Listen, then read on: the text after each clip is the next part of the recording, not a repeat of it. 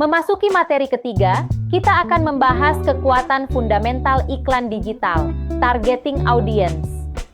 Secara strategis, targeting adalah kemampuan untuk menentukan secara presisi siapa yang akan melihat iklan Anda. Inilah keunggulan absolut digital dibandingkan media konvensional. Kita tidak lagi menebak-nebak audiens di ruang publik. Dengan targeting yang akurat, Anda mampu menjangkau individu yang memiliki minat dan niat beli paling tinggi terhadap produk Anda. Efisiensi ini memastikan anggaran pemasaran Anda tidak terbuang sia-sia pada audiens yang tidak relevan, melainkan fokus pada konversi dan pertumbuhan bisnis yang nyata. Selanjutnya, kita akan membedah 4 pilar targeting utama di Google Ads untuk memastikan presisi kampanye Anda. Pertama adalah keyword targeting, yang bekerja dengan menangkap niat aktif pengguna melalui kata kunci yang mereka ketikkan di mesin pencari. Kedua, location targeting memungkinkan kita membidik audiens berdasarkan wilayah geografis spesifik, dari skala negara hingga kode pos. Ketiga, demographic targeting memetakan audiens berdasarkan usia, jenis kelamin, hingga profil ekonomi keluarga. Terakhir adalah remarketing, strategi krusial untuk menjangkau kembali mereka yang sudah pernah berinteraksi dengan brand Anda. Kombinasi keempat elemen ini akan menjamin efisiensi anggaran yang maksimal. Berlanjut ke ekosistem Meta Ads, terdapat 4 metode penargetan utama. Pertama, core audience yang mengandalkan data demografi, minat, dan perilaku pengguna di platform.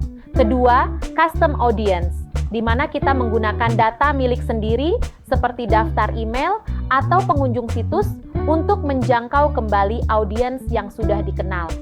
Ketiga, lookalike audience, yaitu fitur cerdas Meta untuk menemukan orang baru yang memiliki karakteristik serupa dengan pelanggan terbaik kita. Terakhir, advantage plus audience, yang memanfaatkan machine learning untuk secara otomatis menemukan audiens terbaik berdasarkan sinyal awal yang kita berikan. Kombinasi keempatnya memungkinkan jangkauan yang presisi sekaligus luas. Di pasar Indonesia yang sangat heterogen, strategi targeting tidak bisa disamaratakan. Manajer perlu mempertimbangkan 4 dimensi kunci secara mendalam. Pertama, sisi geografis, membedakan antara Jawa dan luar Jawa, serta area urban dan rural. Kedua, sisi demografis seperti kelompok usia dan tingkat pendapatan. Ketiga adalah perilaku, mencakup kebiasaan belanja online dan preferensi platform. Terakhir, minat yang berbasis pada konteks budaya lokal dan preferensi bahasa. Pemahaman mendalam pada variabel lokal inilah yang membedakan kampanye yang sekadar tayang dengan kampanye yang benar-benar menghasilkan konversi nyata bagi pertumbuhan bisnis Anda di tanah air. Setelah memahami konsep dasar, kini kita masuk ke mekanisme inti. Bagaimana iklan dibayar dan siapa yang berhak menang dalam persaingan. Berbeda dengan media tradisional yang sekadar membeli ruang, iklan digital menggunakan sistem lelang atau auction system. Di sini, pengiklan bersaing secara real time untuk mendapatkan perhatian audiens. Posisi dan biaya iklan Anda tidak hanya ditentukan oleh uang, melainkan kombinasi 3 variabel kunci. Nilai bid atau kesediaan membayar, relevansi iklan terhadap audiens, serta probabilitas aksi atau peluang terjadinya konversi. Memahami ekosistem lelang ini adalah langkah awal untuk beriklan secara cerdas dan efisien. Memahami konteks pasar Indonesia sangat krusial bagi manajer pemasaran saat ini. Dengan penetrasi internet mencapai hampir 80% atau 221 juta jiwa, skala pasar kita sangat masif. Namun, banyak bisnis gagal bukan karena kurangnya anggaran, melainkan karena salah memilih metrik, terlalu cepat mengubah strategi, atau kalah bersaing meski beranggaran besar akibat kualitas iklan yang rendah. Ingatlah bahwa sistem lelang Google dan Meta mengutamakan kombinasi antara penawaran, kualitas, dan relevansi konteks pengguna. Maka, PPC dan sistem bidding bukan sekadar istilah teknis, melainkan mekanisme kompetisi pasar yang menuntut akurasi manajerial, kualitas konten, serta presisi performa untuk memenangkan persaingan. Memasuki bagian kedua, mari kita definisikan ulang pay-per-click. Dalam sistem ini, Anda menetapkan batas biaya maksimum, namun yang dibayarkan seringkali lebih rendah dari penawaran tersebut.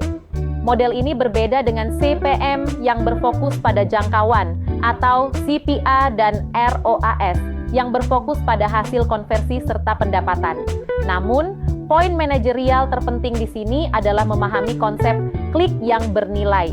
Sebuah klik hanyalah sinyal awal minat audiens, bukan tujuan akhir kampanye. Klik tersebut harus mampu dikonversi menjadi tindakan nyata, seperti pengisian formulir, interaksi pesan, atau pembelian. Keberhasilan PPC sejati bukanlah mendapatkan klik termurah, melainkan menarik klik paling relevan yang mendatangkan keuntungan. Memasuki bagian ketiga, di mana posisi PPC dalam strategi pemasaran digital Anda? PPC secara strategis menjembatani distribusi pesan dengan respons audiens secara cepat. Model ini sangat ideal untuk mempercepat datangnya traffic, menangkap permintaan aktif, menguji efektivitas pesan, serta mengontrol biaya secara presisi. Dalam praktiknya, Google Ads mendominasi penangkapan niat aktif melalui pencarian, sedangkan Meta Ads unggul dalam tahap penemuan dan penargetan ulang. Menariknya, data pasar Indonesia pada Ramadan 2024 menunjukkan kenaikan pembelanjaan hingga 42%. Ini membuktikan bahwa PPC bukan sekadar alat teknis, melainkan senjata strategis yang menghubungkan niat konsumen, momentum pasar, dan hasil bisnis Anda.